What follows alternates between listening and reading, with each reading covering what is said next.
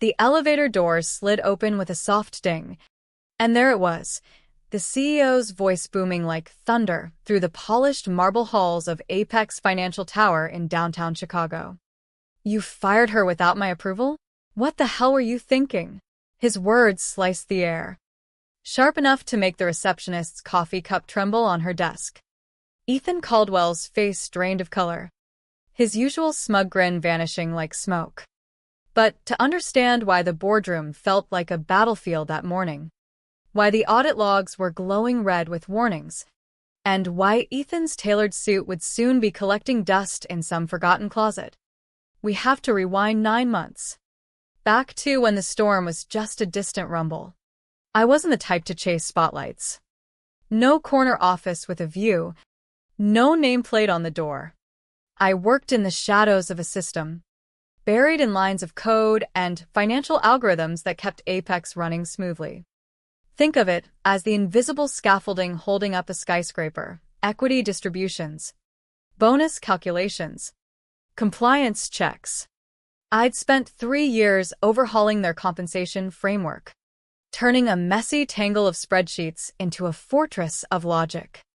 It handled everything: executive stock options, employee vesting schedules, even the quirky tax deferrals for long-term partners. Clean, auditable, and bulletproof. Or so I thought. Until Ethan slithered into the picture. He was the CEO's nephew, fresh from a stint at a boutique consulting firm where he'd optimized operations by slashing teams and pocketing the savings. VP of Strategic Optimization, a title that screamed nepotism. He showed up with that perpetual chew of mint gum, a haircut that cost more than my monthly rent, and an attitude like he owned the place. To him, I was obsolete, a line item to be deleted. "We're streamlining," he'd say, leaning back in his ergonomic chair during our first meeting, not even glancing at the reports I'd prepared. "Your algorithms are too intricate. Nobody needs that level of detail." But those intricate algorithms weren't just code, they were safeguards. I'd embedded contingency protocols, flagged in every quarterly review, designed to protect against exactly this unauthorized meddling. Ethan didn't care.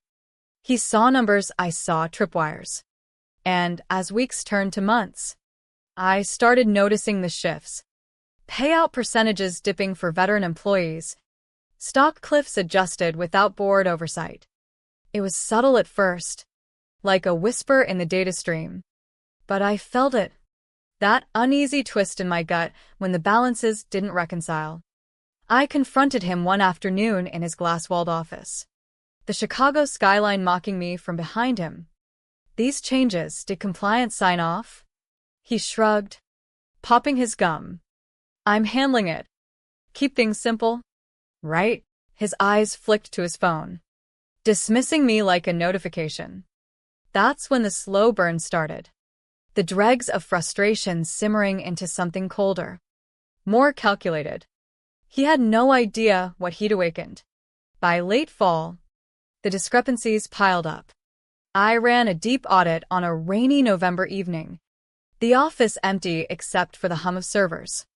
There they were, overrides stamped with Ethan's credentials. He'd granted himself admin access, bypassed review gates with a memo he'd drafted himself. Equity for early investors shaved by 12%. Bonuses for mid-level managers capped arbitrarily. All hidden under layers of simplifications that still balanced on paper but screamed foul play in the logs. I didn't panic. Instead, I revisited the architecture I'd built. Deep in the core was Clause 7B, a relic from my hiring contract, signed in ink by the CEO himself during a late-night session 2 years prior. It wasn't just employment terms. It classified my contributions as licensed intellectual property. Termination without executive co-signature didn't just end my paycheck. It reclassified the entire framework as an external asset, triggering a settlement obligation. I'd insisted on it after seeing colleagues ghosted in past restructurings. Ethan hadn't read it. He didn't know the system was wired to enforce it automatically. So, I waited, documented every anomaly, time-stamped every change.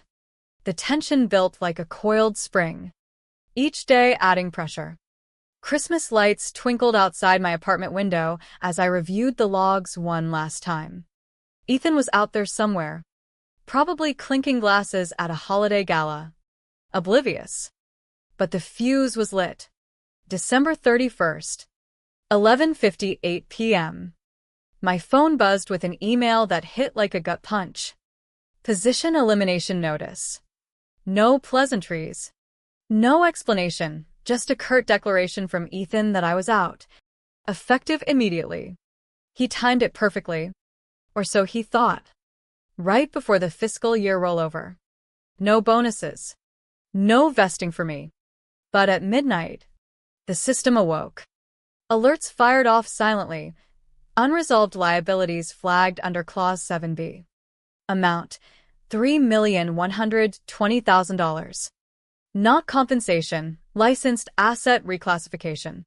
I sat in the dark, heart pounding not from fear, but from the quiet thrill of inevitability. Ethan had pulled the pin on his own grenade. The system locked down, refusing to process any payouts tied to my framework. By morning, the CFO's inbox would be a war zone. I sipped herbal tea, watching fireworks burst over the lakefront, and let the machine do its work. Dawn broke cold and gray over the city. The kind of January morning that bites through your coat. At Apex, the first pings hit around 5:45 a.m., a junior analyst spotting errors in the bonus queue. By 6:30, red flags dotted the dashboards, vesting schedules stalled, equity grants frozen. The system spat out conflicts, citing unlicensed modules. Panic rippled through Slack channels like wildfire. Ethan probably rolled in late, nursing a hangover, only to find his screen ablaze. I pictured him, gum forgotten, tie askew, staring at the alerts. What the hell is Clause 7B, he'd mutter, scrolling frantically. But it was there, buried in the legal archives, my dual-role contract. Employee and IP contributor. The CEO had signed it to retain talent during a shaky growth phase. now, Ethan's midnight email had breached it, converting my work into a payable liability. The framework I'd built, 12 modules spanning finance to compliance, now belonged to an external entity, me, under my new LLC. Horizon Ledger Solutions. By 8 a.m., legal was in meltdown. The freeze affected $22 million in pending disbursements. Emails flew. Unresolved asset conflict, external licensing breach. Shareholders with preview access saw it too, a glaring $3.12 million hole in the books. Ethan tried overriding, but the code was ironclad. I designed it that way. No backdoors. No shortcuts. He called a huddle in the conference room, barking at IT. Fix this glitch. But it wasn't a glitch, it was enforcement. As the day dragged, the pressure mounted. The CFO paced, phone glued to her ear, whispering about SEC exposure. Ethan deflected, claiming it was a minor oversight, but the logs told the truth. His changes, his approvals, his termination notice. No co-signature. I stayed home, ignoring the missed calls from unknown numbers. My attorney prepped the notice, a formal claim for settlement, backed by code commits and contract scans. We didn't threaten, we stated facts. The slow build of tension I'd felt for months now echoed in their halls. Let them sweat. January 2nd brought the sharks. An investor from New York flagged the discrepancy in a terse email. Explain the pending liability. Then another from Seattle. By noon, Vanguard, their top institutional holder, demanded an audit. Not internal, straight to the SEC. My LLC filed concurrently. Breach of IP licensing under Clause 7B. Impacting transparency. It was like dropping a stone in still water, ripples turning to waves. Ethan's world cracked. Board members dialed in remotely. Voices strained over Zoom. How did this happen? The answer pointed back to him. Unauthorized access. Unvetted changes. A firing that bypassed protocol. His nepotism shield thinned. The CEO, still on vacation in Aspen, got looped in via urgent texts. I imagined Ethan's pulse racing, excuses tumbling out. But contracts don't bend to charm. Meanwhile, I walked along the frozen lakefront, wind whipping my scarf. The city hummed indifferently, but inside, a quiet fire burned. This wasn't revenge. It was justice coded into the system. Ethan had treated me like code to be deleted. Now. The deletion backfired. By evening, settlement talks whispered through back channels. My attorney fielded a call. Can we resolve quietly? We sent terms. Full reclassification payment. No NDA. The dregs of their arrogance drained away as reality set in.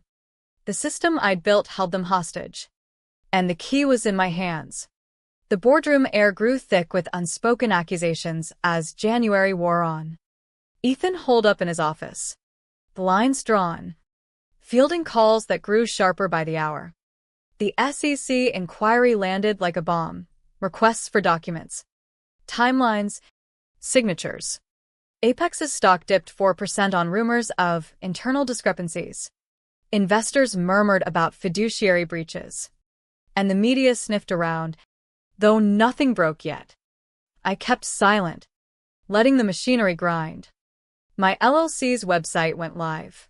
Sleek, professional, offering the very services Apex now lacked. Inquiries trickled in a venture firm in Silicon Valley, a bank in Boston. Word spread quietly in industry circles. Heard about the Apex fallout? That architect's framework is gold. Ethan tried reaching me directly on January 4th. 2 voicemails. Voice cracking with false congeniality.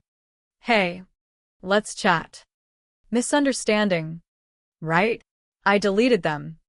Forwarded to legal. Our response, a detailed packet outlining the breach. Modules affected. Potential liabilities. Copied to the board. That flipped the script. Now. It wasn't just financial, it was personal. Ethan's name topped the list of approvals. His digital fingerprints everywhere. The CEO cut his trip short, jetting back midweek. Whispers in the office. Uncle's pissed. Ethan prepped defenses. But the evidence stacked against him. Clause 7B wasn't obscure, it was deliberate protection.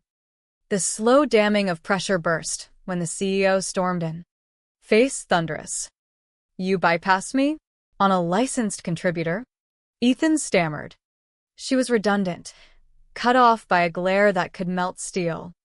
The room fell silent, the weight of millions hanging in the air. HR documented it all. Security on standby. Ethan's exit was quiet. Badge surrendered. Laptop config set. No fanfare. Just the echo of footsteps down the hall. I watched from afar. A friend texting updates. Relief washed over me, mingled with a bittersweet ache. The system worked, but at what cost? Lives disrupted.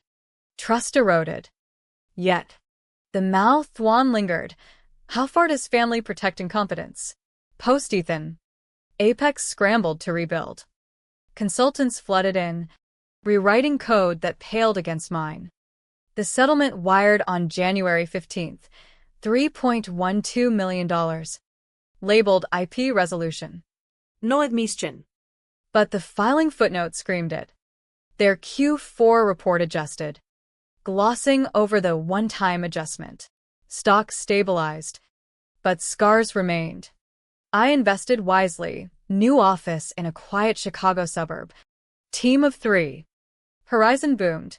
5 clients by month's end. Referrals poured in. Tales of Apex's optimization gone wrong, fueling curiosity. The CEO never reached out personally. Perhaps pride. Or regret. Ethan vanished. LinkedIn dark. Rumors of a low-key gig elsewhere. The corporate machine churned on, but with a newfound wariness of fine print. Walking the city streets, I reflected on the whirlwind. From invisible architect to empowered owner, the journey twisted through betrayal and triumph. The emotional undercurrents, frustration's slow boil to vindication's rush, left me changed. Stronger, perhaps. Months later, Apex's annual report omitted any nod to my work. Airbrushing history. Fine by me, my legacy lived in Horizon success, not their footnotes. The payout funded growth. But the real win was the lesson etched in corporate memory. Underestimate the builders at your peril. Yet, questions lingered. Was it justice? Or just a clause's cold logic? In America's cutthroat boardrooms, where nepotism clashes with merit, who truly wins? The echo of that boardroom shout faded, but the mouth-wan endured, a reminder that power unchecked breeds its own downfall.